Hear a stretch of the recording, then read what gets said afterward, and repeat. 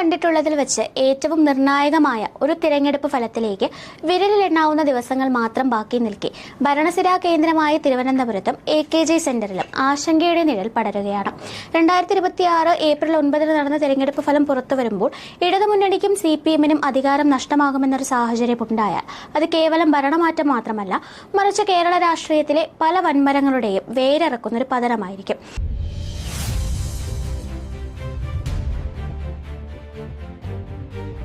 ഈ തോൽവിയുടെ രാഷ്ട്രീയ ജീവിതം തന്നെ അവസാനിപ്പിക്കേണ്ടി വരുന്ന പ്രമുഖ നേതാക്കളുടെ ഒരു വലിയ പട്ടിക തന്നെ രാഷ്ട്രീയ നിരീക്ഷകർ ഉയർത്തി കാണിക്കുന്നുണ്ട്. ഈ പട്ടികയിൽ ഒന്നാമത്തെ പേര് മുഖ്യമന്ത്രി പിണറായി വിജയന്റേതാണ്.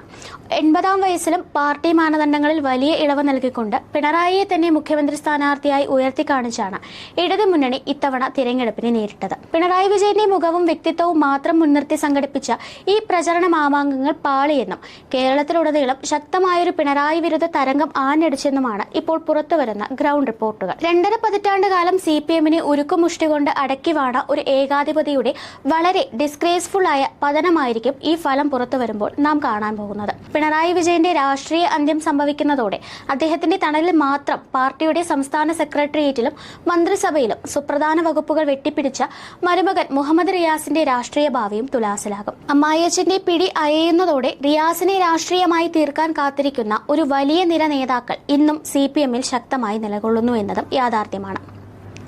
പിണറായിക്കും റിയാസിനുമപ്പുറം ഈ തിരഞ്ഞെടുപ്പ് പരാജയത്തോടെ രാഷ്ട്രീയ ഗോതയിൽ നിന്ന് നിർബന്ധിതമായി പടിയിറങ്ങേണ്ടി വരുന്ന മറ്റ് 4 നേതാക്കളെ കൂടി ഈ പട്ടികയിൽ ഉൾപ്പെടുത്തിയിട്ടുണ്ട്.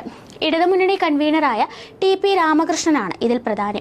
75 വയസ്സുകാരനായ TP തന്റെ ഉറച്ച കോട്ടയായ പേരാമ്പ്രയിലാണ് മത്സരിക്കുന്നത്. എന്നാൽ ഇവിടെ മുസ്ലിം ലീഗിന്റെ യുവ വനിതാ സ്ഥാനാർത്ഥി ഫാത്തിമ തഹ്ലിയ സൃഷ്ടിച്ചിരിക്കുന്ന ഓളം 2024 വടകരയിൽ ഷാഫി പറമ്പിൽ സൃഷ്ടിച്ച തരംഗത്തിന് സമാനമാണ്.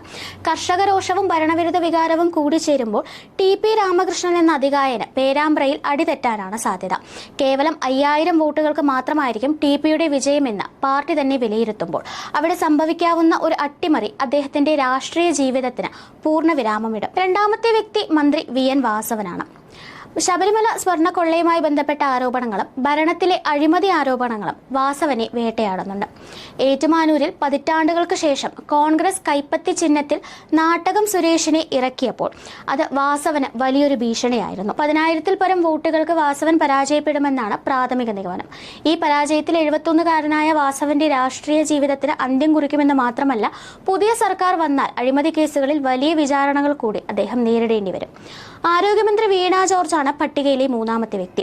മന്ത്രി എന്ന നിലയിലുള്ള പ്രകടനം പാർട്ടി അണികൾക്കിടയിൽ പോലും വലിയ മതിപ്പുണ്ടാക്കാത്തതും ആറന്മുളയിലെ പ്രാദേശിക നേതൃത്വത്തോടുള്ള അവരുടെ അകൽച്ചയും ഇത്തവണ തിരിച്ചടിയാകും.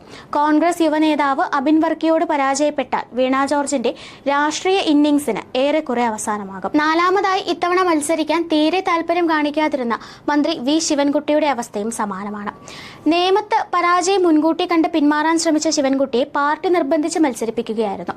BJP വിരുദ്ധ വോട്ടുകൾ UDF സ്ഥാനാർത്ഥി ശബരിനാഥിലേക്ക് കേന്ദ്രീകരിച്ചിട്ടുണ്ടെങ്കിൽ ശിവൻകുട്ടി 3-ാം സ്ഥാനത്തേക്ക് പിന്തള്ളപ്പെടാൻ പോലും സാധ്യതയുണ്ട്. അവസാനമായി തിരഞ്ഞെടുപ്പിൽ മത്സരിക്കാതെ മാറി നിന്നുകൊണ്ട് തന്റെ ഭാര്യ PK ശ്യാമളയെ തളിപ്പറമ്പിൽ സ്ഥാനാർത്ഥിയാക്കിയ പാർട്ടി സെക്രട്ടറി MV ഗോവിന്ദനെയും കാത്തിരിക്കുന്നത് വലിയ പരീക്ഷണങ്ങളാണ്. CPM-ലെ തന്നെ മുതിർന്ന നേതാവ് TK ഗോവിന്ദൻ വിമതനായി ശ്യാമളയ്ക്കെതിരെ മത്സരിക്കുന്നത് MV ഗോവിന്ദനോടുള്ള പാർട്ടിക്കുള്ളിലെ അമർഷത്തിന്റെ തെളിവാണ്.